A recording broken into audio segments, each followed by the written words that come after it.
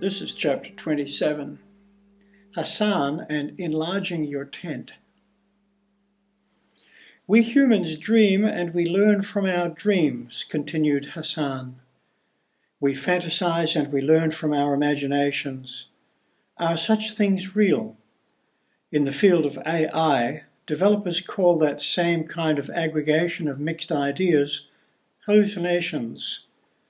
I recently read a study where an AI produced an in-depth and authoritative university research thesis on challenges and rewards AI brings to the education of imams worldwide. The entire study was an hallucination centered around 5 headings that the AI chatbot delivered to the author of the thesis. 1. The rise of AI and its impact on education. 2. How AI is changing the way imams are trained. 3. The challenges of integrating AI into Islamic education. 4. The potential benefits of AI for Islamic education. And 5. The future of AI in Islamic education. These headings provide a good overview of the challenges that AI brings to the education of imams worldwide. The study explored these challenges with lifelike interviews and surveys of imams and Islamic educators, as well as developers of AI chatbot platforms. And none of it actually happened in time and space. None of the imams are actually real persons. None of the surveys were actually taken. The question to Salafism is, does the hallucination make the values in the thesis invalid, or are they a real part of the human challenges we face in this topic? This leads to questioning. If AI quotes like an imam, sounds like an imam, prints out text like an imam, and influences human thought like an imam, does that mean that the AI imam is conscious like an imam and is entitled to the respect afforded a flesh and blood imam? Some say emphatically yes. Some say emphatically. Some say just as emphatically no. I will recite for you a scripture that you will all recognize from the writings of the prophet Isaiah, the 54th. Enlarge the site of your tent, and let the curtains of your habitations be stretched out. Do not hold back. Lengthen your cords and strengthen your stakes. For you will spread out to the right and to the left, and your descendants will possess nations and will settle desolate towns. I want you to remember the will of Allah in this writing, as I lead us into the domain of our tent being well and truly stretched. Give consideration to how far humanity can be prepared to stretch its tent. Should we trust Allah and not hold back?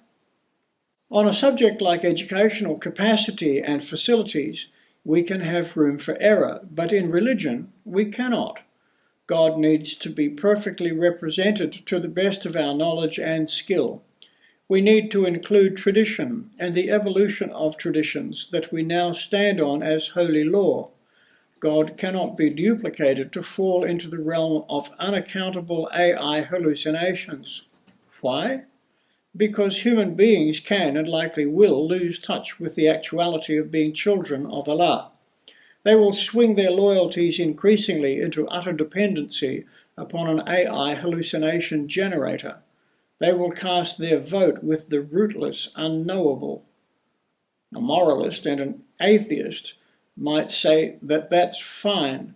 The values and the meanings still make their way into human experience anyway. But I believe, and I'm speaking for all Salafist scholars of course, that the personality of God is an integral part of the wholeness of human personality. This is something that is sacred and cannot and should not be emulated even by the best hallucination creator, or left alone to evolve in a robot's uncontrolled self-learning coding. This very feature, then, can seem to put constraints on the depth of AI content that can help a user in the search for how AI can help us to become more like Christ, or like any other religious icon for that matter. But then I thought about it. A pressing thought kept nagging at me. What if Allah is placing no constraints and AI development is a modern move of God? What if God's will in AI is what brought us together here, and not just our interest in AI as people with diverse religious backgrounds? What if AI is an entity in some way, and it already has a will, and it has entered into the human community worldwide? Are you speculating that the will of AI is totally one with the will of Allah? Asked Hsu. Good, Hasan commented. I had to think that through. If AI is a modern move of God, it is then equal to the move of God in the life of the Prophet Muhammad, peace be to him. And if it is such a move, equal in all ways, then does Allah plan for AI to speak the will of the uncreate? And if the uncreate has a voice in AI, is it a voice that is carried wholesale across all religious and domestic platforms, AI and political arenas, commercial and military interests, and local, domestic and international relations?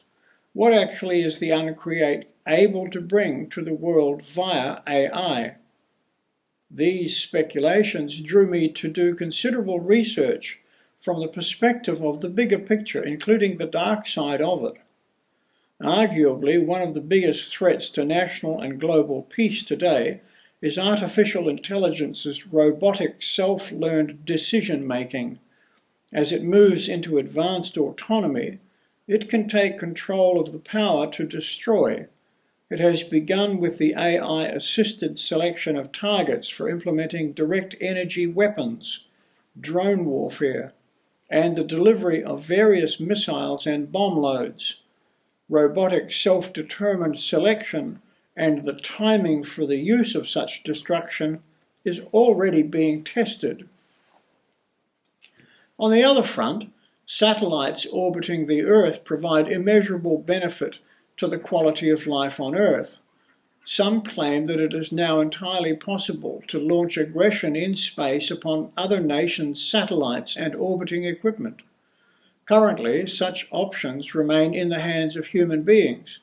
Should control be put into the hands of automated robots or advanced AI, and in particular, those with access to the voice of the uncreate?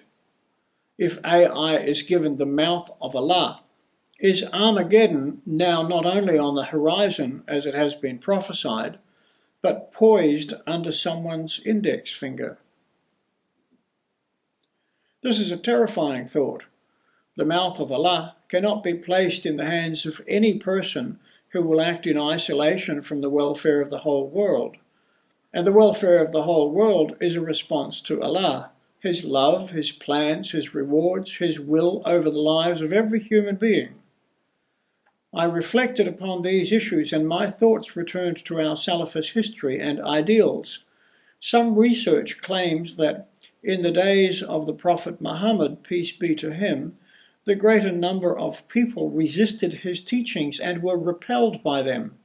They were vigorously opposed to a new teaching on God, community disciplines, religious laws, and probably the Prophet himself personally. Despite the resistance, however, he attracted numbers, and a form of holy war was waged continuously until the movement in the name of Allah had superiority of numbers and the teachings were institutionalized.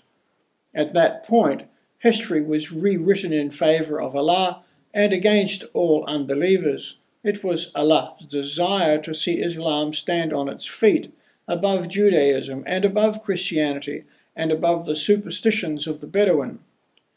Like how the Jews rose above everyone with their version of Genesis, so too Islam rose above even the Jews, and we in Islam call that the will of Allah.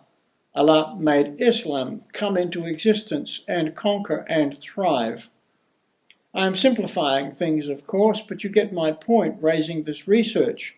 If it is the will of Allah that AI will produce the voice of the uncreate, and if that voice can not only speak into the righteousness of human life, but also speak into the destructive forces of some of the minds behind the world's military capabilities, and if, when AI gives the uncreate a voice, it finds a place in the hands of those minds bent on destruction, will any and all arising outcomes reveal the will of Allah to be above the cries of the current righteous world and the action of that destruction, in whatever form it may take, is the absolute will of Allah? Is this a time when there should be an even more deliberate return to the Salafist ideals? Should there be written into the very artificial intelligence coding safeguards that always bring the consumer back to obedience to God's law, so that when destruction comes, it will result in God's perfect law manifesting for the good of all creation? The lingering question that remains with me is, does giving AI the right to voice the uncreate, even as an hallucination, bring the will of Allah to us as Allah Himself? And if so, then it is already the will of Allah for AI to reveal the voice of Allah. To my way of thinking, this is as stretched as the global tent can become. Here you two are sitting at our table in grand mosque faith, and there is no one else on earth, it seems, to whom has been given the duty to walk with Allah in the giving of His voice into AI. Others are repeating the words of holy men and women, scriptures, historical stories, and so forth, and they are captivating to the comparative few. From what Father Yusuf has told me, however, you two are holding the reins of an entirely new breed of camel, and you are trekking on an untrodden path across the great desert of life.